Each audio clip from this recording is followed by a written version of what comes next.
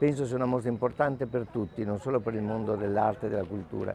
Penso sia, adesso si dice tanto, un segno di rinascita. No, non è un segno di rinascita, è la capacità di vivere anche in condizioni complicate e produrre laddove il pensiero e la creatività non smettono di essere, come dire, una forza propulsiva per tutta l'umanità. Così il presidente della Biennale di Venezia Roberto Cicutto presenta la 59esima esposizione internazionale d'arte che questa mattina ha aperto la sua vernice anteprima in vista dell'inaugurazione ufficiale di sabato.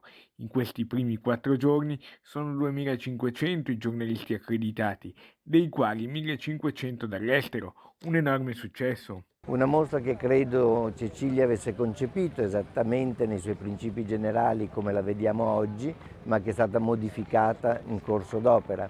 Questo è sicuramente un'esperienza originale al tempo stesso che ha aperto delle possibilità ma molto limitato i rapporti umani con gli artisti.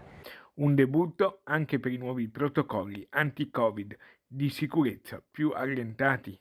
Ai giardini della Biennale, la gente fuori senza mascherina, ovviamente non ci sono più limitazioni come è stato per la mostra di architettura al numero degli ingressi, non c'è più, se non diciamo scelto in maniera responsabile dalle stesse persone, il distanziamento, all'interno c'è la mascherina. Sul ruolo della Biennale Cicutto guarda lontano.